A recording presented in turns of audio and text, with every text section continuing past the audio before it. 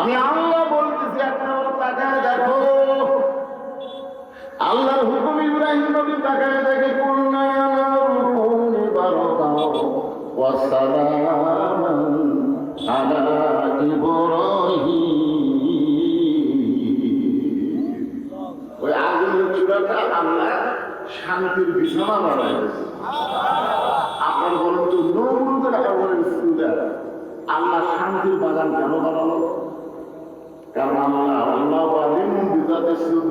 নজর করে দেখে ইব্রাহিমের ভিতরে এমন একটা ঈমানের আগুন জ্বলতেছে যে ঈমানের আগুনের কাছে নমরুদের চূড়ার পাওয়ার নাই।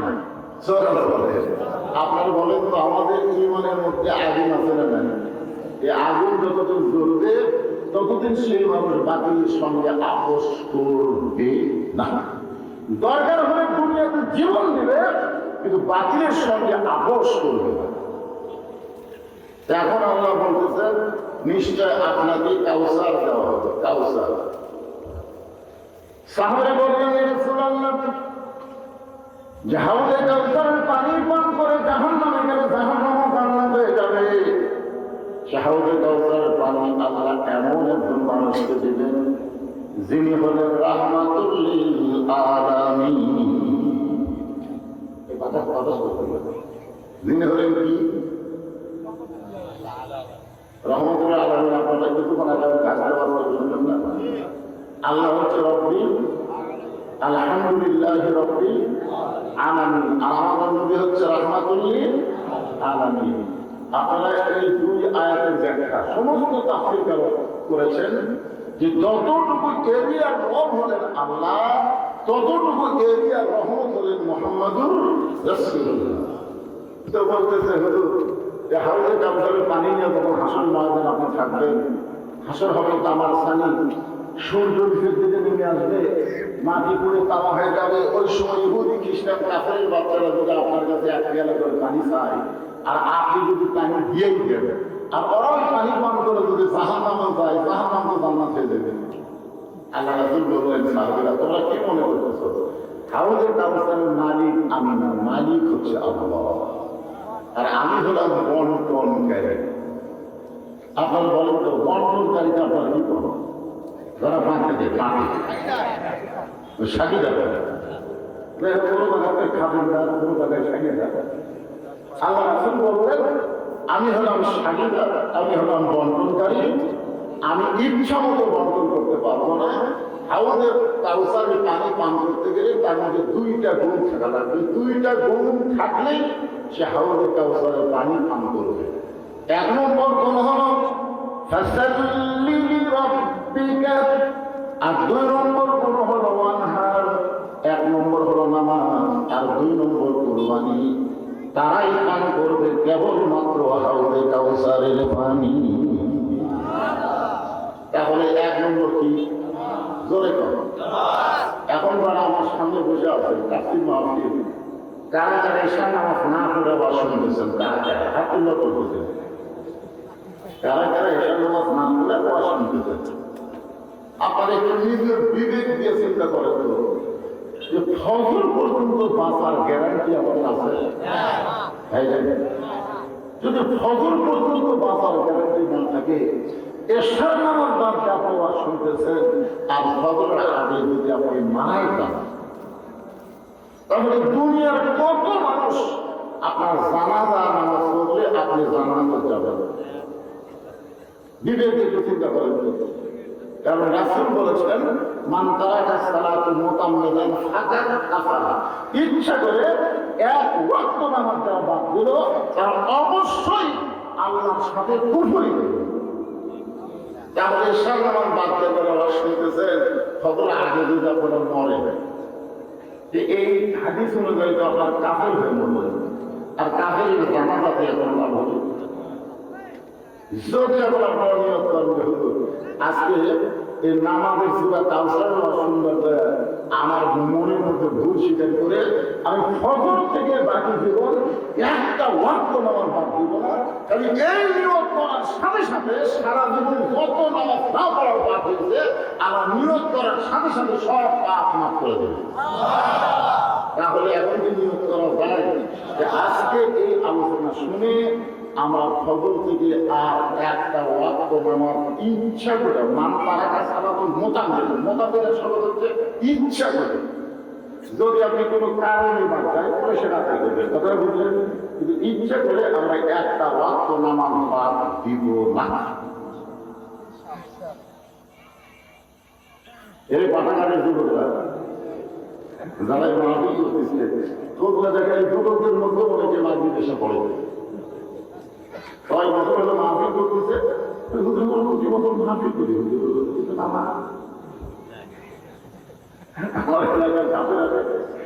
আমি তো গরু কিনবার যাইটা লোক দেখি, একবার গেছিলাম, আপনার দৌড়ে এসে বলছিল এক গরু দেখলাম খুবই বস্তু আছে, কিন্তু শিং একটা খাটো একটা লম্বা, এক শিং লম্বা এক শিং খাটো, এই গরু কুরবানি হইল।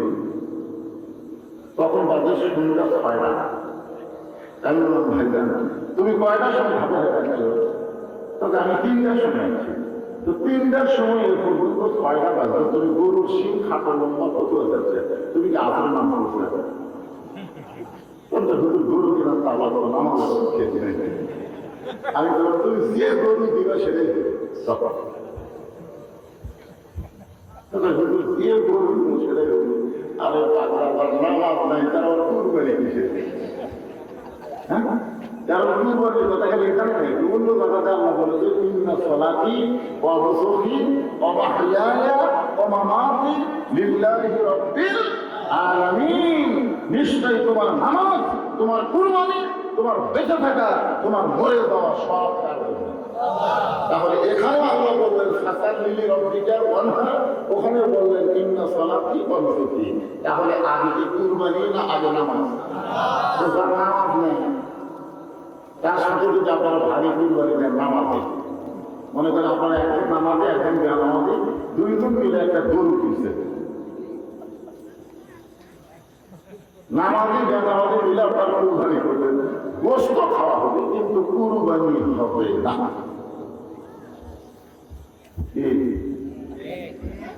কুরবানির উপরে মারাত্মক ওয়াজ আছে, আগে নামাজের ব্যবস্থা করুন।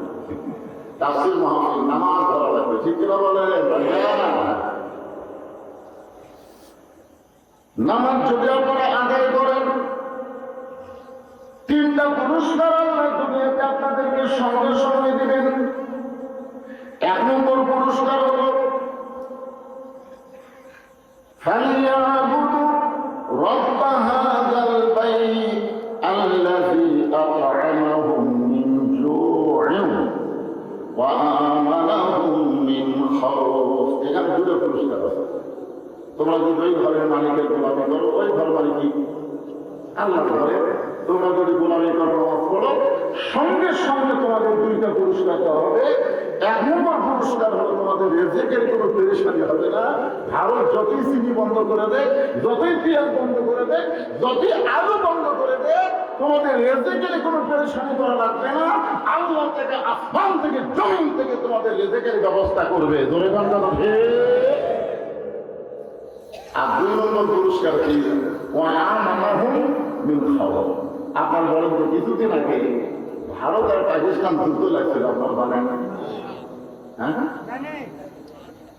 কথা পায় না, আপনার জানেন না? মোদি কি করেছিল? মোদি বলছিল পাকিস্তানকে ধ্বংস করতে আমাদের 15 দিনও লাগবে।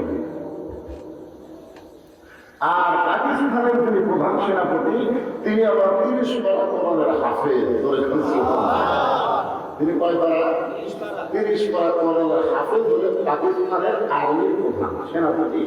তিনি বললেন বনিয়ানুল মারসুস, যুদ্ধ করবো আমরা নিজের ইচ্ছায় না, আপনার ইচ্ছায়।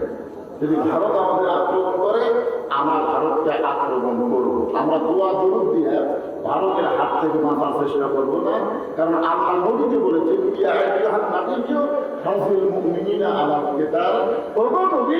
মক্কার কাফেররা যদি মদিনা আক্রমণ করে, আপনি দোয়া দিয়ে দরুদ দিয়ে মদিনা রক্ষা করতে পারবেন না। ওই মক্কার কাফেরদের বিরুদ্ধে যুদ্ধ করা লাগবে। এই ঘোষণাটা পাকিস্তানের প্রধান সেনাপতি করল, ওরা যদি আমাদেরকে আক্রমণ করে আমরাও করব, তবে নামাজ পড়বো। আগে নামাজ পড়বো ইয়া কানা বলবো ওই জায়গায় রাস্তায় গোলামি করবো কার? সাহায্য চাবো তার কাছে। এমন মারধর দিচ্ছে ভাই, 15 দিনে ভালো পাকিস্তান দখল করবি, 4 দিনে মুদির কান থেকে একটা ডোনাল্ড ট্রাম্প করছে পাকিস্তান যদি আবদ্ধ করে তাহলে খালি মাটি ফ্যাক্টরি মানুষ থাকবে। আল্লাহ বলেছেন নামাজ আদায় করো, আসমানি বিপদ, জমির বিপদ, পারমাণবিক বিপদ, যত প্রকার অস্ত্রের বিপদ আছে সমস্ত কিছু থেকে আমি আল্লাহ তোমাদেরকে পুরাপুরি নিরাপত্তা দিয়ে দেবো। এই ভারতের পশ্চিম বাংলার একটা কি আপনার নাম কি? মমতা কি ব্যাখ্যা মাধবী বাংলাদেশ দখল করতে হবে লোকাল সাংবাদিক ভূপেন্দ্র না কি হ্যাঁ না না বয়স সবাই যাই হোক এখন মনে হয় ভূপেন্দ্র ওই কথাটা ফেসবুকে থাকে মুসলমানের হাত ধরে মামলা তাই তোরা বলে সেই মা হয়ে তোকে আল্লাহর কাছে আমাদের ভগবানের সবাই থেকে এই কিছুদিন আগে যে গল্প করছে বাংলাদেশ দখল করবে বিভিন্ন সরকার ভারতের বুড়ার মধ্যে বিরোধ গেছে মুদি গালক খাচ্ছে। শক্তি কিন্তু আমাদের একটাই, সেই শক্তির নাম হলো নামাজ। যারা বলেন নাম কি? ইন্নাস সালাতা তানহা আনিল ফাহশাই ওয়াল মুনকার। একমাত্র নামাজই পড়ে মানুষকে যাবতীয় বেহুদা এবং খারাপির কাছ থেকে বাঁচায় দিতে। প্রত্যেকটা যুবকের হাতে একটা করে মোবাইল আছে না নাই? দরকার আছে না নাই? এই যুবক যদি 5 ওয়াক্ত নামাজি হয়, ওর কাছে যতই মোবাইল থাক ওই অন্য কোনো ভিডিও দেখতে পারবে, কিন্তু অশ্লীল ভিডিও কোনোদিন দেখবে না। যখনই দেখবার যাবে নামাজ পড়বে, কেউ না দেখলেও তোকে আল্লাহ দেখতেছে। তাই এই পাঠাগারের মাহফিল থেকে আমি আপনাদেরকে 1 নম্বর দাওয়াত দিলাম নামাজ। লা সালাতা লা ঈমান, যার নামাজ নাই তার ঈমান নাই। বাইনাল আবদি ওয়াল কুফরি তরকুস সালাত, বান্দার কাফের মধ্যে পৃথক করার জিনিসটার নামই হলো নামাজ। আল্লাহ বললেন ফাসাল্লি রাব্বিকা, 1 নম্বর হলো তোমাদের নামাজ। পুরুষ মানুষের জন্য 1 নম্বর হলো নামাজ। আমি এখানে আজকে মাগরিবের নামাজের পরে আইছি, যত বক্তা ওয়াজ করছে পর্যন্ত শুধু ওয়াজ হয়ে গেছে, কিন্তু মা বোনেরা যে অনেকে এসেছে তাদের পক্ষে একটা কথাও বলেন। ধরে কথা ঠিক না? আপনারা বলেন তো, এখনকার মায়েরা ছেলেদেরকে নষ্ট করার পিছনে 1 নম্বর কারণ কি? এখনকার মায়েরা ছেলেদেরকে নষ্ট, সন্তানদেরকে নষ্ট করার 1 নম্বর কারণ হলো সিজদা। আমরা যে কয়টা উপরে বসে আছি, একটাও সিজদা করা হয়, একটাও সিজদা করা হয়। আমাদের মায়েরা খুবই কষ্ট করে সন্তান প্রসব করেছে। কি বলবো, প্রসবের কথা মা বিনে সেই ব্যথা কেউ তবু দেবে না। মাজন থেকে সন্তানের দায় সকালে মা মারা যায়, কেন সে মায়ের ভক্তি করবা না?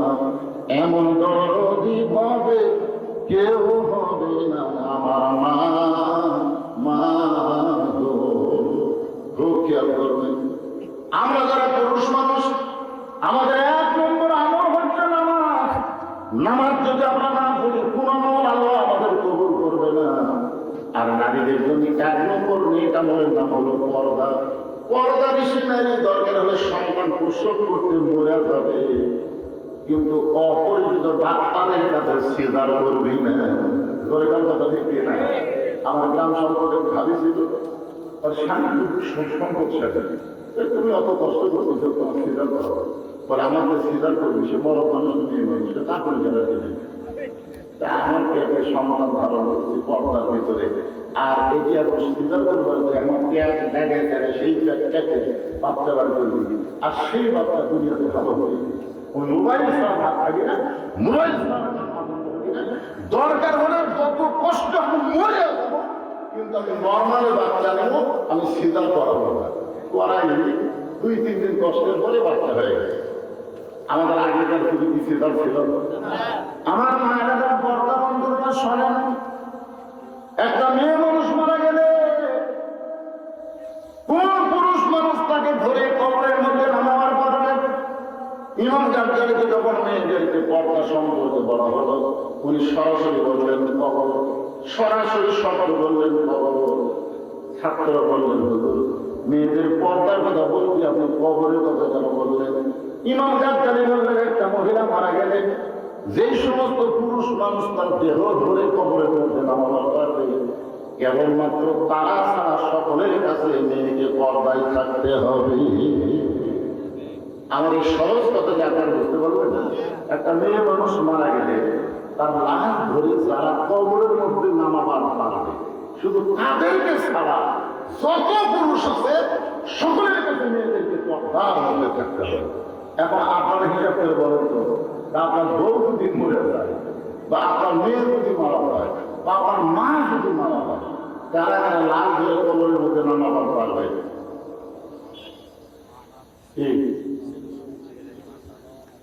খুব খেয়াল করে, খুব খেয়াল। যদি দুটা ভাই ধরবো, চাচা কোথায়, খেলা কোথায়, ফুকা কোথায়, মামা কোথায়? আপনারা বলেন তো, যে কয়টা ভাই দেবেন সবগুলো যদি বাতিল হয়, তাহলে সেই ভাইরা ঘরের মধ্যে ঢুকতে পারবে? ঢুকতেছে না, বাড়ির মধ্যে ঢুকতেছে না, ঢুকতেছে না।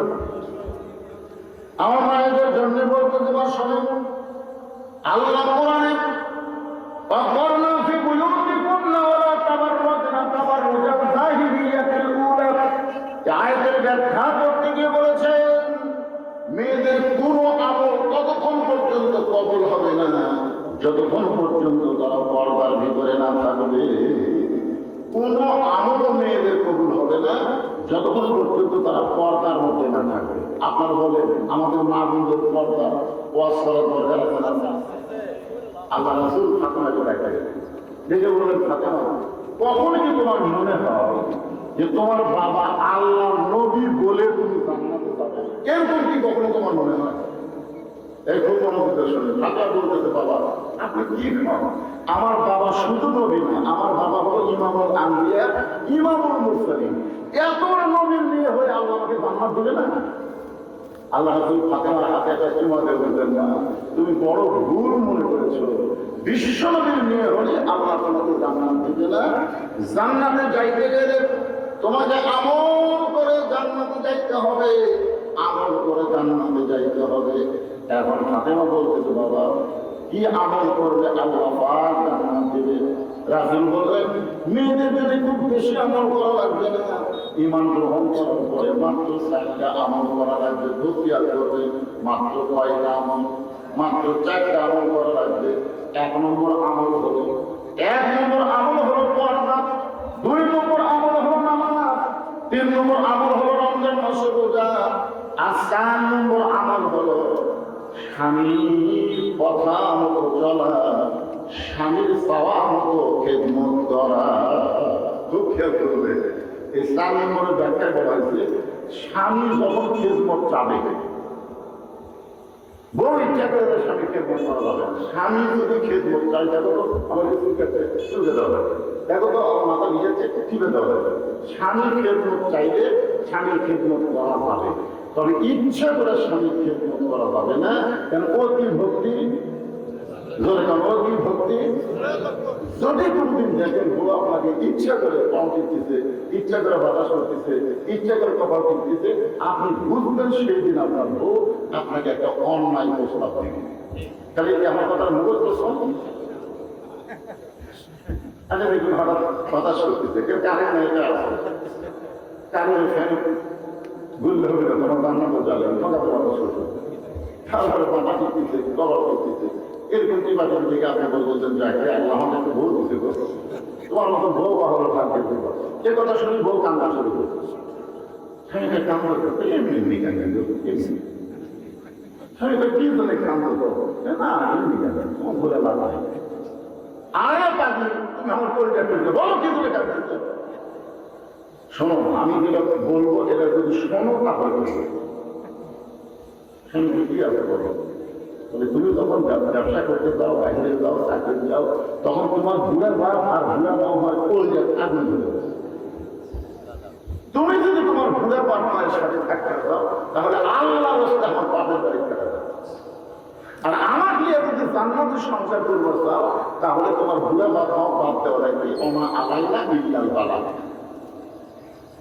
এখন তুমি কি আমল করবো? তোর বাবার সাথে থাকতে গেলে আমার বাপের বাড়ি ফিরে যাবে। আর আমার সাথে জান্নাতের সংসার করবার গেলে তোর বাপ মাও বাপ দেওয়া লাগবে। আমি কি করবো? এই কয় আসামি কথা। স্বামী যদি পরিচিত সামনে হয়, তাহলে আল্লাহর কোরআন সামনে আসবে। আল্লাহর কোরআন বলতেছেন, আল্লাযী খালাকাল মাউতা ওয়াল হায়াতা লিয়াবলুয়াকুম আইয়ুকুম আহসানু আমালান ওয়া হুয়াল আজিজুল গফুর। তোমার মৃত্যু এবং হায়াতে আমি আল্লাহ সৃষ্টি করেছি পরীক্ষা করার জন্য। আর সেই পরীক্ষার বিষয় হলো সুন্দর আমল। এই মুহূর্তে তোমার সুন্দর আমল কি বাপ মায়ের কাছে থাকা না বইয়ের কাছে থাকা? এই মুহূর্তে তোমার সুন্দর আমল কোনটা? তোমার বউ যেটা বলতেছে সেইটাই তুমি গ্রহণ করবা না আল্লাহ যেটা বলতেছে? আল্লাহ বলতেছেন আল্লাহ তা'বুদু ইল্লা ইয়্যাহু ওয়া বিল ওয়ালিদাইনি ইহসানান। এই বউ যদি বলে যায় তুই বিয়ে করতে পারবি, বউ যদি ছাইড়া দেশ তুই আবার বিয়ে করতে পারবি। তোর বউ যে বাপ মায়ের বিরুদ্ধে তোর কাছে ওয়াজ করতেছে, এই বাপ মা যদি মারা যায় কিয়ামত পর্যন্ত কাঁদবে আর বাপ মা পাবি না। যেটা মারা গেলে পাওয়া যাবে না সেইটাই ধর, আর যেটা মরে গেলে পাওয়া যাবে সেইটা বাদ দে। আল্লাহর কোরআন অনুযায়ী সুন্দর আমল করতে গেলে এখন স্বামীকে কি করা লাগবে? কি করা লাগবে? আপনাকে কারো বউ যদি এরকম কোনোদিন আপনার বাপ মায়ের বিরুদ্ধে কয়, আপনি কোরআন অনুযায়ী আমল করবেন না বইয়ের কথা অনুসরণ করবেন? আপনার কি আমল করা লাগবে?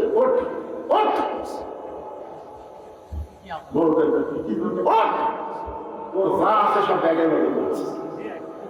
আমি 3 তালাকের গাড়ি হাঁটতেছি, গাড়ি চলে তোর বাপের বাড়ি বলতো বলবে আসলে কিনা আল্লাহ বলি আমি তোমার পরীক্ষা করলাম না আসলে। এইবার মা বোনদের জন্য বলবো, মা খেদমতের নামে স্বামীর কাছে শ্বশুর শাশুড়ির বিরুদ্ধে কোনো কথা বলবো না, কারণ প্রত্যেকটা ছেলে তার বাপ মাকে সবচাইতে বেশি ভালোবাসে। জোরে কথা ঠিক কথা বলেন না? মায়ের পায়ের তলে সন্তানের জান্নাত, আর বাপের মুখের দিকে তাকাইলে কবুল হবে সওয়াব। এটা হলো 4 নম্বরের কাজ করলাম। আর 1 নম্বর হলো পর্দা। মেয়েদের 1 নম্বর হলো পর্দা, আর পুরুষ মানুষের 1 নম্বর হলো নামাজ। নামাজের কিছু আপনাদের শুনাইছি কিনা বলেন। এরপরে 3য় বিষয় আসবে কুরবানি। এই কুরবানি মানে অনেকে মনে করতে আমি গরিব মানুষ, আমি মানে নামাজ পড়বো কিন্তু কুরবানি তো আমি দিল বাবা, তাহলে আমি কামসার পানি পাচ্ছি না। মানে অনেকে কিন্তু এরকম চিন্তা করে। এক জায়গায় বলেছি নামাজ আর কুরবানি এই 2টা আমল যারা করতে পারবে তারাই পান করবে কিয়ামতের দিন হাউজে কাউসারের পানি। তাহলে গরিবটা বলতে তাহলে আমি যে কুরবানি দিতে পারি না, তাহলে আমার খবর কি? আমি বললাম পাগলা, এটা এই কুরবানি নয় রে, এটা যে কোন কুরবানি? সেই কুরবানি বাংলাদেশের মুসলমানের সামনে আসতেছে। সেই কুরবানির উপর একটা গান গায়ে আমি আবার পর্দার উপরে যাবো। আপনার তো বিরক্ত হচ্ছেন না? একটা ছোট্ট একটা গান গাই, একে তো কুরবানির জবাব দিয়ে না।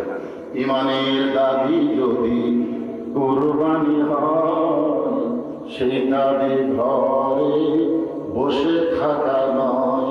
ইমানের দাবি যদি কুরবানি হয়, সেই দাবি ঘরে বসে থাকা নয়। ইমানের দাবি হলো কিছু বিনিময়, সেই বিনিময় যদি কলিজার ঘাম হয়, সেই ঘাম দিতে যেন তৈরি থাকি। ওগো দয়াময় আমার আল্লাহ দয়াময়।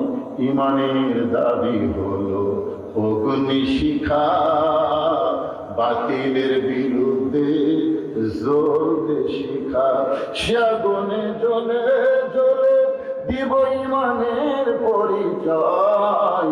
ইমানের দাবি ঘরে বসে থাকা এখন এটা কি কুরবানি, সেই কুরবানি নিয়ে কোরআনের আয়াতে হাদিস নিয়ে আপনাদের সামনে আসতেছি। এখন মা বোনদেরকে একটু খুশি করার জন্য ওরা আবার বলবে সেই সুন্দর থেকে আমরা বসে আছি, একটা বক্তা আমাকে ওয়াজ করে না, দরিদ্র কথা দেখতে না, কিন্তু আমাকে দাওয়াত দিলে মেয়েরা কিন্তু খুশি হয় যে বলবেই না যে আর তাই করুন, মা বোনদের ওয়াজ করবেই, ঠিক কিনা বলেন? হ্যাঁ, এই জন্য আমার মায়েরা খুব মনোযোগ দিয়ে শুনবেন। কতগুলো মহিলা, কতগুলো মেয়ে মানুষ মা ফাতেমার সঙ্গে দেখা করবে, মেয়েরা মেয়ের সঙ্গে দেখা করবে, কিন্তু আয়েশাটাকে ফাতেমার ঘরের দরজা বন্ধ। এখন ফাতেমার ঘরের দরজা বন্ধ, মেয়েরা দরজায় দাঁড়িয়ে আছে, এখন কি করবে? এমন সময়টাকে ছোট্ট একটা বাচ্চা দৌড়াদৌড়ি করতেছে, মেয়েদের মধ্যে একজন ওই বাচ্চাকে ডাকতে বললেন, বাবু তোমার নাম কি? বলে আমার নাম হলো হুসাইন ইবনে আলী। মেয়েরা বুঝবার করতে হুসাইন ইবনে আলী বুঝতেছেন তো এটা আলীর বেটা হুসাইন, তাহলে ফাতেমার সন্তান। তখন মেয়েরা বলতেছে, বাবা আমরা তোমার মায়ের সঙ্গে একটু দেখা করবো, তুমি যদি তোমার মায়ের কাছে দিয়া আমাদের জন্য একটু দরজা খোলার ব্যবস্থা করতে পারো, তাহলে আমরা একটু তোমার মায়ের সাথে দেখা করবো। কারণ আমাদের কানে একটা খবর এসেছে, সেই খবরটা হলো সাইদুল সাবাবে ফাতেমাতুজ জোহরা, সাইদুল সাবাবে আহলে জান্নাত ফাতেমাতুজ জোহরা, জান্নাতের নারীদের নেত্রী হবে ফাতেমা। তোমার মা হবে জান্নাতের নারীদের নেত্রী, এই নেত্রীটা দেখতে কেমন, এই জন্য আমরা দরজা দাঁড়িয়ে আছি, তোমরা একটু তোমার মায়ের কাছে, তুমি একটু তোমার মায়ের কাছে দেয় আমাদের জন্য একটি দরজা খোলার ব্যবস্থা করো। সঙ্গে সঙ্গে হুসাইন বলতেছে, আপনাদের কোনো টেনশন নাই, এক দৌড়ে মায়ের ঘরের দরজায়। এখন আপনারা বলেন তো, যারা মেয়ে মানুষ হবে তারা কিন্তু সামনের ঘরে থাকতে পারবে না, তাদের জন্য একটা অন্তর্মহল বানানো লাগবে। আপনারা প্রত্যেকটা বাড়ি বানাতেন সফল হবো, আমাদের এলাকায় তো ধান কাটা লাগছে, এখন বছরে বছরে কামলা পাওয়া অল্প ঠিক, তো কামলা পাঁচজন, তার মধ্যে কোথাও এখনো পর্যন্ত সময়। আমি তো সবসময় বাড়ি থাকি না, আমি ব্যবসা বাণিজ্য করি, কখন করি যাই, তো তোমাকে যা প্রয়োজন হয় যে তোমার ভাগির থাকে, মানে নিজের বউ দেখা যাচ্ছে এটা আমাদের ঘাটি, যা দরকার হয় ভাগির থেকে দেখছেন, কামলা করে বউ দেখা যায়। আমি সরকার বাড়ি থাকি, তোমাকে যা দরকার হয় এই ভাগির কাছে তাহলে তারা ভাবি দিবে। পাঁচজনের মধ্যে একটা হলো লুচ্চা ব্যাপার, সব কামলা কি আছে ওই কিছুক্ষণ পর করে ভাবি ও ভাবি পানি খাবো, ভাবি এ লাগবে সে লাগবে। এখন মেয়ে মানুষকে ভাবি দিয়ে ডাকে, এখন ভাবি কথা হয়, ভাবি আপনার সামনে এসে বলবো তুমি ঘন ঘন ভাবি ডাকা কেন ভাবি বিশ্বাস করবো, আমরা সমস্ত বলতেছি আপনার যে চেহারা মনে হয় আপনার বিয়েই হয়। এখন চিন্তা করেন একটা পুরুষ বলে যদি একটা মেয়েকে বলে তা আপনার যে চেহারা মনে হয় আপনার বিয়েই হয়নি, মেয়েটা কান্দতে কান্দতে হয়, এই কথা তোমার ভাই কোনোদিন করে জানেন? কোন পরপুরুষকে সদর দরজা মানা হবে না, প্রত্যেকটা মুসলমানের বাড়িতে একটা অন্দর মহল থাকা লাগবে। ধরে তোর কথা ঠিক কিনা? সেই মহলের মধ্যে শুধু মেয়েরাই থাকবে, কোন পরপুরুষ সেখানে ঢুকতে পারবে না। এখনো হোসাইন এমন একটা দরজায়, মায়ের দরজায় একটা ঘর অতিক্রম করেছে, এই মাত্র মায়ের দরজায়, এমন সময় এই ঘরের মধ্যে হযরত আলী আল্লাহ কোরআন শরীফ পড়তেছে, মানে একটা ঘর বাদ দিয়ে ফাতেমার ঘরের দরজা হোসাইন, যেই ঘরের মধ্যে হোসাইন মায়ের দরজায়, ওই ঘরের মধ্যে হযরত আলী আল্লাহর কোরআন তেলাওয়াত করতেছে। ইন্নামাল মুমিনুনা আল্লাযীনা ইযা যুকিরাল্লাহু ওয়াজিলাত কুলুবুহুম ওয়া ইযা তুলিয়াত আলাইহিম আয়াতুহু জাদাতুহুম ঈমানান ওয়া আলা রাব্বিহিম ইয়াতাওয়াক্কালুন। আল্লাহু আকবার। আপনারা যে আয়াতের তেলাওয়াত শুনলেন এর বাংলা কথা জানেন? হযরত আলী আল্লাহ কোরআন তেলাওয়াত করতেছে আর হোসাইন চলে গেছে মায়ের ঘরে, কোরআন তেলাওয়াত বাদ দিয়া বাহিরে খেলাধুলা করতেছিলেন, ভালো কথা। তো খেলাধুলা বাদ দিয়ে হঠাৎ মায়ের দরবার খেলে এখানে একটা শিক্ষা হলো যে আপনি যতই কোরআন তেলাওয়াত করেন, যতই নামাজ পড়ে, আপনার সন্তানের দিকে আপনার খেয়াল রাখা লাগবে। কি রাখা লাগবে? আপনি যদি নামাজ পড়েন, রোজা করেন, ভক্ত বাজার দেন, আপনার সন্তান কি করতেছে খেয়াল করা দরকার আপনার। আপনি যদি খেয়াল করেন, আপনার মেয়ে দেখবেন সন্ধ্যার সময় খেয়াল করতেছে যে হাঁস মুরগি ধরা ধরে করতে হবে, খেয়াল করতে হবে। প্রত্যেকটা মেয়ে মানুষের আমার হাঁস মুরগি পাবেন, খেয়াল করে না, সন্ধ্যার সময় লাইটে দেখতেছে ধরা হাঁস মুরগি লোকের। যারা পুরুষ মানুষ গরু ছাগল পাবে, তারা সন্ধ্যার সময় খেয়াল করে থাকে গরু ছাগল গোয়াল করে সব ঠিক মতো উঠলো কিনা। তাহলে আপনি সন্ধ্যার সময় মেয়ে মানুষ হাঁস মুরগি খেয়াল করে, সন্ধ্যার সময় পুরুষ মানুষ গরু ছাগল খেয়াল করে, আর রাত 10টা বাজে যায় আপনার মাতা কি করতেছে, আপনার বেটি কি করতেছে, আপনার খেয়াল করা দরকার আছে না? করে জানা আপনারা খেয়াল করছেন? আজকে যে আপনাদের আমার সুন্দর আছেন বাপেরা, আপনাদের মাথা রাখতে করতেছে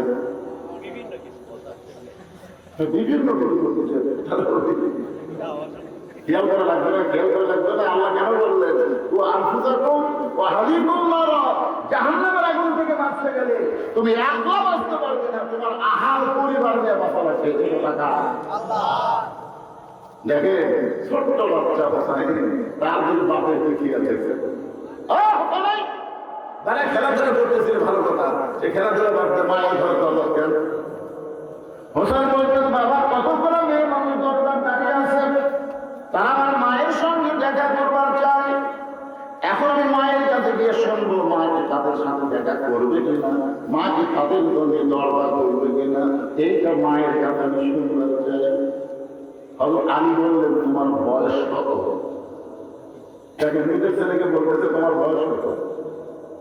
মুসলমান বলতে আমার বয়স কত আপনি ভালো। আমি বলতেছি এই জন্যই তো আটকে গেছি, এই জন্যই আটকে গেছি। তোর বর্তমান যে বয়স চলতেছে, এই বয়সে যখন তখন মায়ের ঘরে ঢোকা যাবে না। কি মনে করতেছে? আমার তিনটা মেয়ে আমাকে আল্লাহ ছেড়ে দেবে। 3টা মেয়েকে আমি 9 বছর, 3 এক একটা মেয়েকে আমি 3 বছর ধরে আমার বুকের উপর মানুষ করছি। মেয়েরা তখন কোনো সময় বলবার না আমারে আমাকে ভাই নাই ছিল বাবা হলো দেখতে পারে, এই কথা আমার বলবার না হয় এগুলো কোনো গোল না কিনে আমার মেয়েদেরকে আমি বুকের উপর ঘুমাইছি। রাত্রেবেলা ঘুমাইতো, আমি রাত্রিবেলা মেয়েকে বুকের উপর দিতাম। আর বউ বলতো তোমার ঘুম কেমন হবে, মেয়েকে ঘুম বুকের ঘুম করে যদি কোনো সময় নিয়ে যেতে হয় তখন দেখবি বাপের বুকের উপর। যে 3টা মেয়েকে আমি বুকে করে ঘুম করাইছি, এখন সেই 3টা মেয়ে একা লাগিয়ে আমার কাছে আসে না, ওর মায়ের কাছে ওর মা আসে তোমার মেয়েরা দেখা যাচ্ছে দেখা যাবে। তাই বলো ওরা আমার কাছে কি হয় সরল পায়। দেখেন মেয়ে যখন বড় হয় তখন বাপের কাছে আসতে সরল পায়। আবার বাবা মেয়ের ঘরে ঢুকতে গেলে ইচ্ছা মতো ঢুকতে পারবে না, মেয়ের অনুমতি নিয়ে ঢোকা লাগবে। ধরে কথা ঠিক না? আবার ছেলে যখন বড় হয় মায়ের ঘরে ইচ্ছা মতো ঢুকতে পারবে না, ঢুকতে গেলে অনুমতি লাগবে। হলকারী বলতেছে হোসাইন এখন তোমার যে বয়স হয়েছে, এই বয়সে তুমি দৌড়ে গিয়ে দরজা করে মায়ের ঘরে ঢুকতে পারবে না। মায়ের ঘরে ঢুকতে গেলে তোমাকে বলতে হবে না আমি হোসাইন একটু ঢুকতে চাই। মা যদি বলে 5 মিনিট পরে ঢুক, তাহলে 5 মিনিট পরে ঢোকা লাগবে, যখন তখন ঢোকা যাবে। কারণ ঘরের মধ্যে মেয়ে মানুষ, রাস্তাতে মেয়ে মানুষের থাকে, আর গরমের দিনে ঘরের মধ্যে মেয়ে মানুষ হয়তো কাপড় চোপড় তুলে বসে আছে, আর হঠাৎ বাচ্চা যদি ঘরে যায় আর বাচ্চা যদি ভুলবার করে তাহলে মাও কিন্তু সরম পায়। ধরে ঘর পায় কি পায়? মেয়ে হলে সরম কম পাবে, কিন্তু ছেলে হলে সরম বেশি পায়। দেখবেন মা মেয়ে একসাথে কথা বলে অনেক কথা অনেক কথা বলে, কিন্তু ছেলের থেকে মা সরম বেশি পায় আর মেয়ের দেখলে বাবা সরম বেশি পায়। আমি বলতে হোসাইন এখন তোমার যে বয়স হয়েছে, এই বয়সে যখন তখন তুমি মায়ের ঘরে ঢুকতে পারবে না, তুমি একটু আমার কাছে আসো। সেই হোসাইন হতো তাদের কাছে হতারি বলতেন এই ধর আমাদেরকে কেউ করে হোসাইনের কাছে যে হতারি বলতেন ধর কি ধর কথা হয় না। এখন 4.5 বছর বয়স, সেই বাচ্চাকে হয়তো আমি বলতেছেন ধর আর হোসাইন বলতেছেন দেন দেন। আলীর চোখে মুসকি মুসকি হাসি কারণ তোমার ফারুক একদিন বললেন ইয়া রাসূলুল্লাহ, আপনার পিছনে আমরা জোহরের নামাজ আদায় করতেছি, প্রথম রাকাতের প্রথম সেজদা 3 বার সুবহানাল্লাহ আনা ঠিকই হলো, কিন্তু দ্বিতীয় সেজদাতে 100 বারের বেশি সুবহানাল্লাহ আনা বলি, আপনি সেজদা থেকে মাথা তোলেন না। প্রথম সেজদার দ্বিতীয় সেজদা এত লম্বা হলো, দ্বিতীয় রাকাত ঠিকই আছে, তৃতীয় রাকাত ঠিকই আছে, চতুর্থ রাকাত ঠিকই আছে, কিন্তু আমার বিনয়ের সাথে জানতে চাই প্রথম রাকাতের দ্বিতীয় সেজদা এত লম্বা হলো কেন? আল্লাহ রাসূল বললেন, ওমর, আমরা যখন নামাজে সেজদা ছিলাম এমন সময় এক পবিত্র এসে আমার পিঠে চলে যায়। এমন সময় এক পবিত্র এসে আমার পিঠে চলেছে, সেই পবিত্রের নাম হলো হুসাইন। যতক্ষণ আমার পিঠে বসেছিল আমি নামাজ পড়া অবস্থায় হোসাইনকে পিঠ থেকে নামাজ চাইলাম, কিন্তু নামাজের মালিক আল্লাহ বললেন, হাবিব, হোসাইন যতক্ষণ আপনার পিঠে চড়ে বসে থাকবে আপনি ততক্ষণ সেজদা থেকে মাথা তুলবেন না, এমনকি ওকে পিঠ থেকে নামানো পারবেন না। রাসূল কিন্তু হোসাইন বলে নাই, রাসূল বলেছেন একজন পবিত্র। তার মানে বোঝা গেল ফাতেমার 2টা সন্তান হাসান হোসাইন এরা জন্মসূত্রে পবিত্র হয়ে জন্মগ্রহণ করেছে। যেই বললেন হযরত আলী ঘর, সঙ্গে সঙ্গে হোসেন বলতেছেন, দেখ হোসেনের হাতে আল্লাহর কোরআন শরীফ দিয়ে হযরত আলী ফাতেমার ঘরের মধ্যে ঢুকতেছেন। রে বাবা, যারা পর্দায় আছেন একটু মনোযোগটা শোনেন। বাবা যদি, মেয়ে যদি বড় হয় বাবার ঢুকতে অনুমতি লাগবে, আবার যদি ছেলে বড় হয় মায়ের গায়ে ঢুকতে কি লাগবে? কথা বল, কি লাগবে? কিন্তু স্বামী যদি বইয়ের ঘরে ঢুকে অনুমতি লাগবে কেন লাগবে না? কথা দলিল দেন। স্বামী বিবির পোশাক, বিবি স্বামীর পোশাক।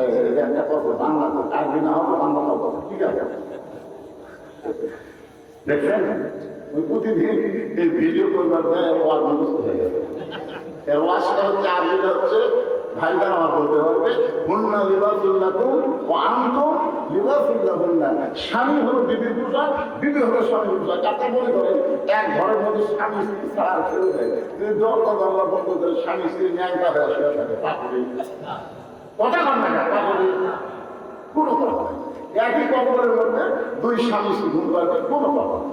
তাহলে বোঝা গেল মেয়ে বড় হলে বাবা ঢুকতে অনুমতি লাগবে, ছেলে বড় হলে মায়ের ঘরে ঢুকতে অনুমতি লাগবে, কিন্তু স্বামী স্ত্রী ঘরে ঢুকতে কোনো অনুমতি লাগবে। এখন হযরত আলী ফাতেমার ঘরের মধ্যে গিয়ে দরজা খুলেছে। যেই মাত্র দরজা খুলেছে তাকায় দেখে ফাতেমা বাম হাতে জাতা ধরে আর ডান হাতে আল্লাহ কোরআন তেলাওয়াত করতেছে। ডান হাতের মধ্যে কোরআন শরীফ নিয়ে তেলাওয়াত করতেছে আর বাম হাতে জাতা ঘুরাইতেছে। দাদা বলেন আগের দিনে যে মিটিং ছিল না, আমরা ছোটবেলায় দেখছি ঢিকি ঢিকি টাকা ঢিকি দেখছেন। আমার বয়সে গাড়ি গাড়ি আমার আগে গাড়ি ছিল, তখন ভিডিও ভাই প্রত্যেকটা বাড়িতে একটা জেলার মধ্যে একটা আলাদা শান্তি, এটা খেয়াল রাখতে হবে।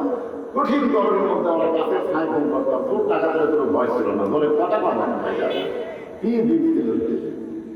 আর ভিডিও তাহলে ভাত আর পান্তা বা মজা, তার আগে ছিল ফাঁকা, তার আগে কি ছিল? ফাতেমা বাম হাতের জাতা ঘুরাইয়া ডান হাতে আল্লাহর কোরআন তেলাওয়াত করতেছে। একই মানুষ বাম হাতে জাতা ঘুরাই ডান হাতে আল্লাহর কোরআন তেলাওয়াত করে। এই দৃশ্য দেখার সঙ্গে সঙ্গে হযরত আলী রব্বানা পড়েন, রব্বানা আতিনা ফিদ দুনিয়া হাসানাতাও ওয়া ফিল আখিরাতি হাসানা ওয়া কিনা আযাবান নার। এটা মুখ খুশকা বার হয়ে গেছে। কি বার হয়েছে? এই আয়াতের মধ্যে কি আছে? যার দুনিয়া সুন্দর তার আখিরাতও সুন্দর। যার দুনিয়া সুন্দর, ফাতেমা কিন্তু 2 হাতে কি করতেছে? এটা কি? এটা হলো দুনিয়া, আর এটা কি? আখিরাত। কোরআন শরীফ কি দুনিয়া না আখিরাত? আখিরাত। তাহলে কি করতেছে? আখিরা ফিদ দুনিয়া হাসানা অফিল আখিরাতি হাসানা। তাই 5 ওয়াক্ত নামাজ পড়ে, 2 ধান নামাজ পড়ে, আর কি মনে করতেছেন ওই ধান নামাজ পড়ে কি খারাপ? 5 ওয়াক্ত নামাজ পড়ে চাকরি বাকরি করে, 5 ওয়াক্ত নামাজ পড়ে ব্যবসা বাণিজ্য করে, যখনই নামাজের আযান দেয় ব্যবসা বন্ধ করে দেয়, যখনই নামাজের আযান দেয় দুনিয়ার কাজ কাম বন্ধ করে দেয়। এখন জুম্মার দিনে মুসল্লি কেন মুসল্লি কম কেন চেহারা ধান কাটা লাগতে হলো, যে ধান কাটা লাগবে মুসল্লি কোন দিকে? আমি কি আগে কাজ নাকে না? আপনি যেই কাজ করতেছে এই রোদের মধ্যে কাজ করতে করতে হাত ফেল করে মারা গেলে জ্ঞান মারা গেলে এই জন্য দোয়াটা খেয়াল করবেন, রব্বানা আতিনা ফিদ দুনিয়া হাসানাতাও ওয়া ফিল আখিরাতি হাসানা ওয়া কিনা আযাবান নার। সঙ্গে সঙ্গে ফাতেমা জামা জোড়ানো বন্ধ, কোরআন তেলাওয়াত বন্ধ, স্বামীর এই মুখের আয়াত শুনে জামা ঘোরানো বন্ধ, কোরআন তেলাওয়াত বন্ধ, দুইটাই বন্ধ করে ফাতেমা দৌড়েছে পায়ের বুড়া আঙুলে ভর দিয়ে স্বামীর কপালে একটা সুমা খা। স্বামীর কপালে বুড়া করে ভর দিত না, ছাই বলতে তুমি ফাতেমা তুমি জামা ঘুরাচ্ছিলে, কোরআন শিখতে দেওয়া করতেছিলে, আর আমি ঘরে আসার সাথে সাথে তুমি সব কাজটা বন্ধ করে দিয়ে আমার কপালে চুমা দিলে কারণ কি? ফাতেমা বলতেছে আপনি জানেন না, স্বামী যখন ঘর থাকবে তখন বিবির সমস্ত কাজ কাম হারাম, একটাই মাত্র কাজ হচ্ছে স্বামীকে খুশি করা। আপনাদের পক্ষেও হচ্ছে অথচ আপনারা সুবহানাল্লাহ করছেন। আচ্ছা, স্বামী যখন ঘর থাকবে তখন বিবির 1 নম্বর কাজ কি?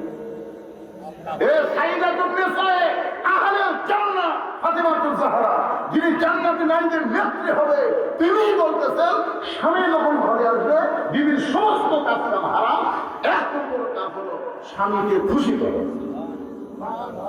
আর আমাদের যদি আমরা বাড়িতে ডাকি রহিমা কথা বল, দেখো রহিমা কথা বল,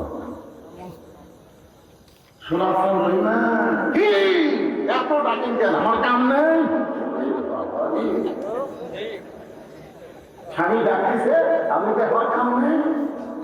আর ফাতেমা বলতে সমস্ত কাজ নামাজ, এমনকি নফল নামাজ যদি মেয়েরা পড়ে আর স্বামী যদি ডাক দেয় নামাজ বাদ দেয়, স্বামীর তাকে উত্তর দেওয়া লাগবে নামাজ বাদ। কোন মেয়ে যদি নফল রোজা রাখে বল স্বামী যদি দুপুর বেলা হয় গোসল করার আগে একটু খেলাধুলা করবো। এখন মাঘ মাস রাতে খুব ঠান্ডা হোক, বউ যদি নফল রোজা থাকে সাথে সাথে রোজা ভাঙবে, স্বামী খুশি করা লাগবে, বলাই হচ্ছে না এখন রোজা। শুধুমাত্র ফরজ নামাজ যখন আদায় করবে, ফরজ রোজা যখন করবে তখন স্বামী এরকম অন্যায় প্রস্তাব যদি দেয় তখন স্ত্রী জন্য আপনারা বলবে আমার কাছে আগে আল্লাহ তারপরে স্বামী। রাসূল বলেছেন আল্লাহর পরে কাউকে যদি সেজদা করার হুকুম থাকতো তাহলে প্রত্যেকটা বউকে বলতাম স্বামী উপরে সেজদা করো, আপনি হচ্ছেন স্বামী, হাতে আল্লাহ, আল্লাহর ফরজ মধ্যে আপনার হাতে সালা দেওয়া হবে না, সালাম ফিরানোর পরে উত্তর দেওয়া লাগবে, ইফতার করার পরে কাম করা লাগবে। কথাতে আমার বুঝতে পারতেছেন?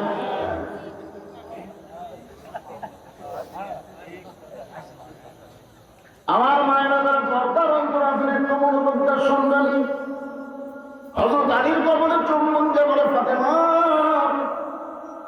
তুমি তোমার স্বামীকে খুশি করেছো, কিন্তু আমি তোমাকে একটা কথা বলতে চাই, তুমি জাকাত দিলেন না দিলেন ভালো কথা, কিন্তু আল্লাহর কোরআন তেলাওয়াত দিলে। ফাতেমা বলতেছে আমিও তো জানতে চাই, আপনি তো বাহিরে কোরআন শরীফ পড়তেছিলেন, আমি মেয়ে মানুষ আস্তে আস্তে কোরআন পড়ি, আপনি কোরআন পড়েন জোরে জোরে, পুরুষ মানুষ যখন কোরআন পড়বে তখন আসতে না জোরে, কি জন্যে জোরে পড়ার মধ্যে একটা কাজ আছে। وَإِذَا قُرِئَ الْقُرْآنُ فَاسْتَمِعُوا لَهُ وَأَنصِتُوا لَعَلَّكُمْ تُرْحَمُونَ। এই আয়াতের সামনে দেখবে এটা কিন্তু পুরুষের জন্য। পুরুষেরা যখন কোনো কারি যখন কোরআন পড়বে তোমরা চুপ থেকে তোমরা শুনে অনুধাবন করবা যে পড়ল এবং যারা শুনলো উভয়ই আল্লাহ রহমত বর্ষিত হলো। তুমি জোরে কোরআন পড়বে, জোরে কোরআন পড়তে পারবে এই পর্যন্ত, মেয়েদের কান পর্যন্ত দেওয়া লাগবে, পর পুরুষের কানে দেওয়া চলবে না। ফাতেমা বলতে পারবেন কোরআন শরীফ পড়াবার নিয়ে আপনি কেন ঘরের মধ্যে হঠাৎ ঢুকবেন? আপনি তো এইভাবে হঠাৎ কোনোদিন ঘরে ঢোকেন না, আজকে কেন ঢুকলেন আমি বুঝতে পারছি।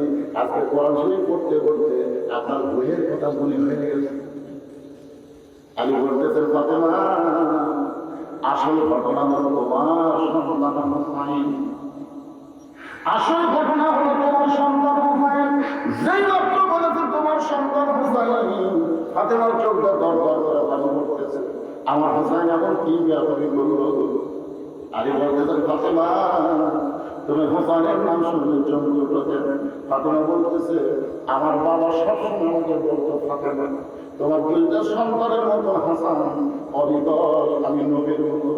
হাসান কোনোদিন দুষ্টামি করবে না, হাসান কোনোদিন প্রেম করবে না, কারণ হাসান অবিকল, আমি নবীর মতো। কিন্তু হাসান একটু জেদি, এই হাসানের প্রতি একটু বেশি খেয়াল রাখবে মা। সেই দিন থেকে আমার মনে হয় হোসেন শোনার সঙ্গে সঙ্গে আমার লাগে ভয়, হোসেন এমন কি করেছে গো যার কারণে আপনি কোরআন তেলাওয়াত বাদ দেন ঘরের ভিতরে? আলী বলতেছেন ফাতেমা, এই মুহূর্তে আমি কোরআন শরীফ তোমার হোসেনের হাতে তুলে দিয়েছি। যেই বলেছে এই মুহূর্তে আমি আলী হোসেনের হাতে কোরআন তুলে দিয়েছি, সঙ্গে সঙ্গে ফাতেমা বলতে যাবো ওই বাবা মা হলো সবচাইতে বড় ভাগ্যবান যার সন্তানের হাতে থাকবে আল্লাহর কোরআন। খালি সুবহানাল্লাহ করে হবে না। আপনাদের সন্তান আছে না নাই? আপনার কি আছে? মোবাইল আমার মালিক ভাই শুরু না কিছু মোবাইল। আর এই পাগলা মোবাইলের মধ্যে কোরআন শরীফ ডাউনলোড করা হয়, জানেন আপনারা? 30 পারা কোরআন মোবাইলের মধ্যে তুলে আপনি ইচ্ছা করতে মন চাচ্ছে কোরআন শরীফ ডাউনলোড করলেন। মোবাইলের মধ্যে গান বাজতে থাকবে, মনের মধ্যে আল্লাহর ওয়াজ থাকবে, সাইদেশের ওয়াজ থাকবে, পারলে আমার মতো বদরুলের ওয়াজ থাকবে। অনেক লোক ঘুম করে না, তখন আপনার ওয়াজ হবে, ওয়াজ শুনতে শুনতে তখন যখন ঘুম করে ধ্যান করে ফেলবে। আমার একটা আদম হওয়ার ওয়াজ, আপনার শুনছেন আদম হওয়া, এই ওয়াজ যখনই দিবেন আপনি 8 ঘন্টা শুনতে পারবেন। মানে এত মেলোডি আর এত মধুর টান আপনি বললেন, ওই টানে শুনে আজকে বলতেছি যদি কাছে ঘুমের ওষুধ থাকে, ওষুধটা পেলে তাহলে আদৌ হওয়ার অসুবিধা। আর একটা আছে হাসান হোসেনের ওয়াজ শুনতে, মায়ের দয়া মাঝে মধ্যে, বাপের দয়া মাঝে মাঝে, মায়ের দয়া সবসময়, এগুলো শুনবে। এগুলো তখন ছেলেরা শুনবে, ওয়াজ শুনবে, কোরআন শুনতে করবে। ওই বাবা মাই হলো সবচেয়ে বড় ভাগ্যবান যার বাচ্চার হাতে, ছোট বাচ্চার হাতে, ছোট ছোট বাচ্চার হাতে থাকবে আল্লাহর কোরআন। আর আপনার ছোট বাচ্চার হাতে দিচ্ছেন কি আগুন পাগল ঘোরানোর সাথে রাগ ধরলো, ঝাঁপড় পাবে, রাস্তে রাস্তে চললো, ধুলি গেল, গঙ্গা ধুলি প্রিয়াটা, সূর্য মামার প্রিয়াটা, তুই বড় হলে কি মা পাবে? তখন এই যে এতক্ষণ যেটা করলো এর মধ্যে কি একটা কথা সত্যি আছে? কথা বললো ভাই সত্যি আছে? আয়নায় দিয়ে নাই আমরা দিয়ে না লাগলো বল মতো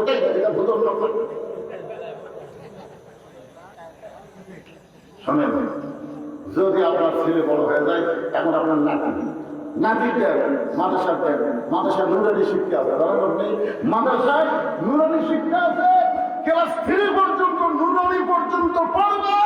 কোন প্রাইমারি 5% কোন ছেলে যদি ওর সাথে পারে তাহলে ওয়াজ বন্ধ করবে। খালি নুরানি মানুষ কথা ঠিক, আমার মাথায় নুরানি মানুষ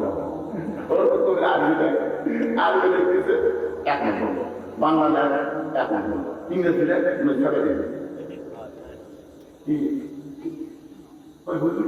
উপবৃত্তি এই প্রাইমারি পয়েন্টটাকে উপবৃত্তির জন্য বেটা খারাপ বেটা করাচ্ছে। আমার এলাকার একটা ক্লাস পেশাব দিয়ে তুমি লিখে মনে করে বলি কি আমার খারাপ অন্তত বেটা করছি তাকে লিখেছে পরে আমি জীবনে দেখে চিন্তা করো এই কোন দুঃখ পেশাব দিয়ে দেখা আমি দেখুন কে মারতে ওরা সামনে যাবে, কি করবি? চাচা দেওয়া করে 100 বন্ধু দেখা নিয়ম। তাহলে আমার কাছে কি দোয়া? 100 বন্ধু দেবে, তাদের পেশা কম দিলে করবি।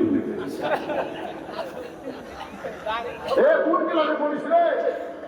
ক্লাসে নিয়ে পড়িস চাচা, কেমন পেশাব করা লাগে? তুই জানিস না তোর স্যার তোর শিখায়নি? বসে থেকে পেশাব করবি। তোকে চাচা দেখি প্রাইমারি পেশাব খানা যায় দেখে আমার স্বামী খাওয়া হয়, আমার স্বামী খাওয়া হয় না, আমাকে বসবি। চিন্তা করে দেখেন, ফাতেমা বলতেছে বাবা মা হলো সবচাইতে বড় ভাগ্যবান যার হাতের মধ্যে থাকবে আল্লাহর কোরআন। কারণ যেই বাচ্চার হাতে কোরআন দেবেন ততক্ষণ পর্যন্ত স্পর্শ করতে পারবে না, যতক্ষণ পর্যন্ত পবিত্র না হবে। আর ছোটবেলা থেকে সন্তানকে পবিত্র হওয়ার শিক্ষা দিলে 7 বছর থেকে জানান দেবেন, 10 বছর থেকে নামাজ ধরাবেন, ও কোনোদিন বেনামাজি হবে না। এখন বলবেন স্বামী তাহলে আপনি হোকারের হাতে পড়াতে ঘরের মধ্যে যাবেন, বলে দরজায় কতগুলো মেয়ে মানুষ আছে, সেই মেয়েরা তোমার সঙ্গে দেখা করতে চায়। তুমি তো সাইদা করলে সাই আহলে জান্নাত, তুমি যে জান্নাতি নারীদের নেত্রী, ওই মেয়েরা একটু তোমার সঙ্গে দেখা করতে চাই। তুমি যদি হুকুম দাও তাহলে দরজা খুলে দেওয়া হবে, আর দরজা খুলে দিলি মেয়েরা তোমার সঙ্গে একটু দেখা করবে। তো তুমি কি দরজা খোলার হুকুম দাও? ফাতেমা বলে স্বামী গো, আপনি যখন বলেছেন আমার কোনো আপত্তি নেই, তাহলে মেয়েরা যখন আমার সঙ্গে দেখা করতে চাই আপনাকে কষ্ট করে পর্দার ব্যবস্থা করা লাগবে।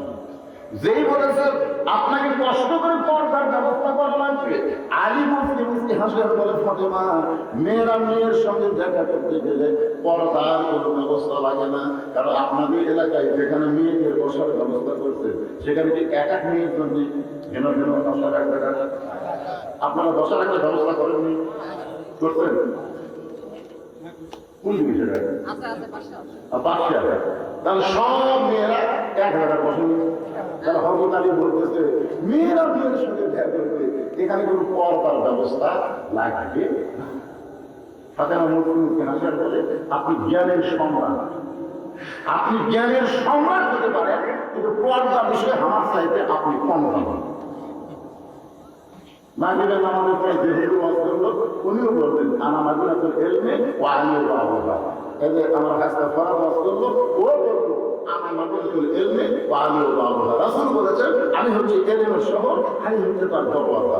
তাহলে হযরত আলী হচ্ছে জ্ঞানের কি সম্রাট, আপনি জ্ঞানের সম্রাট, কিন্তু পর্দা বিষয়ে আপনি কম পাবেন। আলী বলতেন ফাতেমা তাহলে তুমি আমার হয়তো পর্দার বিষয়ে যখন বেশি জানো, তাহলে তুমি বলো আমি শুনি, তুমি বলো আমি শুনি। এবং ফাতেমার পর্দার বিষয়ে কি জানে সেটা হযরত আলী শুনি। আজকে আপনাদের মরদ করে শোনা লাগবে, আমরা আলী দলের লোক চিন্তা করে দেখেন আমাদের শোনা থাকবে ফাতেমা এমন পর্দার কি জানা, যে পর্দা আজকে বাংলাদেশে টাইম হলে প্রত্যেকটা বাড়িতে রহমত বরকতে ভরে যাবে। আগে এখন প্রতি মাসে লাগতেছে 1.5 মণ চাউল, তখন লাগবে প্রতি মাসে 6 ঘর। এখন ইলিশ মাসের আপনি তখন সিলভার মাছ ইলিশের থেকে বেশি হবে। বিশ্বাস করেন একটা পর্দা বেশি নারী যার মধ্যে তার মধ্যে বরকত হবে। একটা পর্দা বেশি মেয়ের মধ্যে কি বরকত। হাদিস আমাদের গোটা বাংলাদেশে অবস্থানে আমার একটা মেয়ে আছে, একটা ভালো ছেলে যদি আপনার খোঁজে থাকে একটু বিয়ে দেব, একটা মেয়ে একটু ভালো ছেলে। আমি একটা ছেলে পেলাম, যে ছেলে 10 বছর থেকে এখন পর্যন্ত 1 নামাজ কাদা করে, যে ছেলে গাড়ি ওঠার পরে কোনোদিন ফুট ঠেকাই, যে ছেলে মোট কোনোদিন বড় হওয়া দেয়, যে ছেলে কোনোদিনও মানে ওই 7 প্যান্ট পায়জামা জুবুরা, যে ছেলে বর্তমানে 3টা চাকরি করতেছে, একটা হচ্ছে মাদ্রাসা মুহতামিম, মাদ্রাসা মুহতামিম, একটা হচ্ছে 5 ওয়াক্ত মসজিদের ইমাম, আর একটা হলো দূরের মসজিদের খতিব। 3টা চাকরি করতেছে। সেই ছেলেটা খবর আমি চলে গেলাম, আপনার তো ভালো ছেলে আছে, আলহামদুলিল্লাহ বলে আল্লাহ মিলে হ্যাঁ সে আলহামদুলিল্লাহ করে না, কিন্তু আল্লাহ ছেলেদের খবর দেন তারপর আলহামদুলিল্লাহ। শুনেন ছেলে হচ্ছে কোরআনের হাফেজ, আবার দাওয়া পাস, আবার ইফতা পাস, মুফতি, তিনটা চাকরি করে। একটা হলো মসজিদের পেশিমা, পাঁচশো নামাজ পড়ে, আর মসজিদের প্রতি আর মাথার সঙ্গে আমাদের হুজুর এখন বুঝি না, সব হলে বেতন কত। আমি আপনি বললেন ভালো ছেলের কথা, ভালো ছেলের কথা বলবো, আপনি বললেন বেতনের কথা শুনবো, বেতন করা লাগবে না, আমার মেয়ে গাড়ি ফেরা করবে। তখন আমি ছেলের মোবাইল করলাম, কে বাবা তোর 3টা মিলা বেতন করতো, 3টা মিলা 14,000। 3 চাকরি করে 14,000 পাওয়া। আমি আপনার ভালো ছেলে আমার কাছে একটা ছেলের খবর আছে, ঘটক দিচ্ছে প্রাইমারি হেডমাস্টার, মাস 50,000 বাড়তে 14,000। আমি বললাম আপনি ভালো ছেলের কথা বলছিলেন, ভালো ছেলে মানে যে ঘরে আমার মনে শুনে থাকবে ছেলে হতে ভালো ছেলে। আমি ধরো হাই সাহেবকে একটা ওয়াজ করে দিলাম, একটা ওয়াজ করি যে আপনার ওই হাফেজ সাহেব হুজুরের সাথে বিয়ে দিয়ে দেবে, মনে করবো বুঝাচ্ছি, বিয়ে দিয়ে একদিন সকালবেলা আপনার মেয়ে বলবো যে আমার শরীর খুব ভারী লাগতেছে, তো আজকে শরীর ধান লাগতেছে না, ম্যাশ ম্যাশ করতেছে, তো হাফেজ সাহেব কি করবো বলবো এক গ্লাস পানি নিয়ে যা, এক গ্লাস পানি নিয়ে চূড়া পাতে হাত আর আগে কুলতি পড়ে বই পানি খাচ্ছে 3 ঢোকে, খাওয়ার মধ্যে শরীর খবর কি আলহামদুলিল্লাহ আপনার হয়ে গেছে বাতাসের বেতন। আমি হাইসারকে বললাম বলেন তো কয় টাকা লাগবে? 1 টাকা লাগবে না। মনে করেন আপনার মেয়ের বিয়ে হবে প্রাইমারি মাস্টার করতে, সকালবেলা যদি বলে আমার শরীর ভারী লাগছে বাবা করতে, প্রাইমারি মাস্টার কি করবে গিলা ওই মোবাইল এসে ডাক্তার সাহেব আমার স্ত্রীকে হঠাৎ রাতের বেলা শরীর ব্যথা করতেছে, গোটা শরীর মাথার মতন ভাই, তখন তাড়াতাড়ি আমাকে নিয়ে আসে।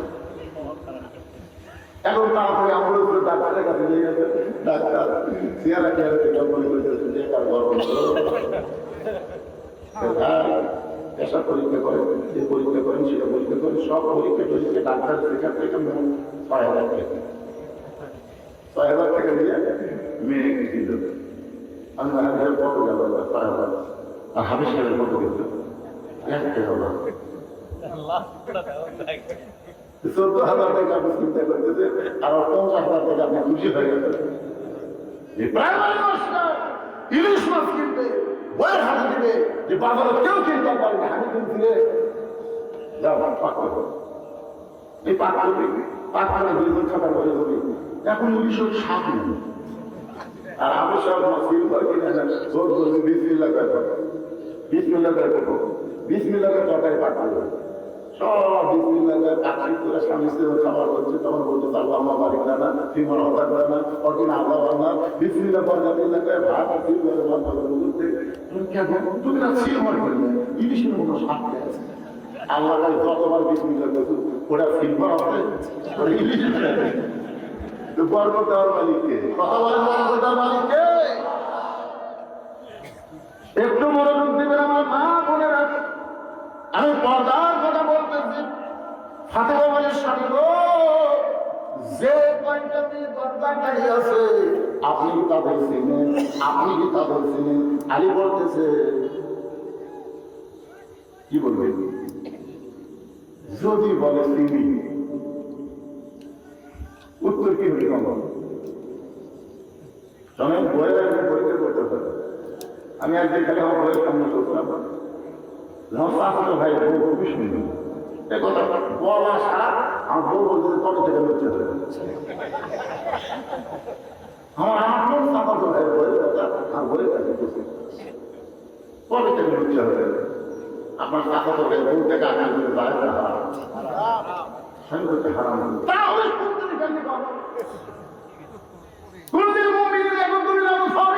আপনি আল্লাহর কোরআন পড়েন না? সেদিন থেকে তুমি কান ধরে তওবা করছে, আল্লাহ কোনো মেয়ে যদি সুন্দরী দেখি আমার বয়স কাটা আমি দিব আমার মধ্যে এখন বউ আমার খুলে গেছে। এখন ফাতেমা বলতে তো স্বামী গো, যে সমস্ত মেয়েরা দরজায় দাঁড়িয়ে আছে তাদেরকে আপনি চিনেন? আলী বলতেছেন ফাতেমা, এই দুনিয়াতে একজন মাত্র মেয়েকে আমি চিনি, সেই মেয়েটা হলো আমার হাসান হোসেনের মা। আমার হাসান হোসেনের মা ছাড়া এই দুনিয়ার কোন দিকটা হলে আমি চিনি না। আপনার বাড়ির স্বামী হলো, তাহলে মনে রাখেন যে কয়টা মেয়ে দরজায় দাঁড়িয়ে আছে তাদের মধ্যে সমস্ত মেয়েরাই হলো ভালো, সমস্ত মেয়েরাই হলো ভালো। কিন্তু একটা মেয়ে যদি বেপরদা হয়, যে কয়টা মেয়ে দরজায় দাঁড়িয়ে আছে সব নেই কি? সব নেই ভালো করে করে সব নেই কি? একটা মেয়ে। আপনাদের এই গ্রামের মধ্যে সমস্ত মেয়েরাই ভালো, কিন্তু একটা মেয়ে যদি বেপরদা হয়, ওই একটা মেয়ের দ্বারা গোটা গ্রামের যুবক নষ্ট হবে। ধরে কোন কথা ঠিক কিনা? এই জন্য ফাতেমা বলে স্বামী গো, সব মেয়েরাই ভালো, কিন্তু একটা মেয়ে যদি বেপরদা হয়, ওই পর্দানিশী মেয়েদের মধ্যে একটা মেয়ে এসে ফাতেমার চোখের চেহারা, ফাতেমার মুখের চেহারা, ফাতেমার গায়ের রং যদি পর পুরুষের কাছে গিয়ে কোনোদিন বলে, তাহলে আপনি বলেন তো সেই ফাতেমাকে কষ্ট করে পর্দার মধ্যে থাকলো, সেই ফাতেমা একটা মেয়ের মাধ্যমে পর পুরুষের কাছে প্রকাশ হয়ে গেল, আপনি কি চান আপনার ফাতেমা বেপরদা হোক? ফাতেমা এমন পর্দানিশী। খাদিজাতুল কুবরা বলে, যখন জয়নাব আমার পেটে ছিল, আমার মেয়ে পেটে আছে আমি বুঝতে পারছি, কুলসুমও পেটে ছিল বুঝতে পারছি, রোকেয়া পেটে ছিল বুঝতে পারছি, কিন্তু ফাতেমা যখন আমার পেটে ছিল আমি অনুভব করেছি কিন্তু বুঝতে পারি নাই। ফাতেমা যখন প্রসব হলো আমার কোনো যন্ত্রণা হয়নি, আমি তাকায় দেখি ফাতেমা দুইটা হাত দিয়া ঈশ্বর থেকে দুনিয়াতে প্রসব হয়েছে। আমার মা বোনদের জন্য পর্দার ওয়াজ করলাম, আপনাদের জন্য নামাজের ওয়াজ করলাম। এখন আমার দ্বিতীয় বিষয় হলো কুরবানি। করে কোন কি? আপনারা কুরবানি একলা দেন না ভাগে দেন? কুরবানির বিষয়ে আমি তিনটা মশলা বলবো, যে মশলাগুলো আপনাদের জন্য খুবই দরকার। শুনবেন না ভাই ভাই? কারা কারা শুনবেন? একটা হাত তুলে দেখি। এই সবাই হাত তুলে, কুরবানি দেন বা না দেন? হাত তোলেন, হাত তামান। এই সামনে কিন্তু আর ওয়াজ হচ্ছে না, আপনাদের এলাকায় এই ওয়াজ শেষ হলে আর ওয়াজ আছে এলাকাতে আওয়াজ আছে আজকে শেষ হয়, তার মানে কুরবানির আগে আর কোনো ওয়াজ আছে? তাহলে তিনটা মশলা আপনাদের শোনা লাগবে। এখন তিনটা মশলা শোনার জন্য আপনাদের কাছে ছেলেরা যাবে, একটু গামছা দিয়ে রুমাল যাবে, তারা যে কষ্ট করে মাহফিল করতেছে অসময়ে, এই মাহফিলের যে খরচ বাবদ আপনারা খুশি খুশি 10 টাকা 20 টাকা 50 টাকা 100 টাকা দিয়ে আপনারা দিবেন। দিবেন? তারা যারা দিবেন না তারা হাত করে দিবেন। যারা 1 টাকাও দিবেন না, 15 টাকা আপনাকে দেবো না। আচ্ছা, তারা যারা দিবেন তারা তো আল্লাহ হাত পাইবেন, তারা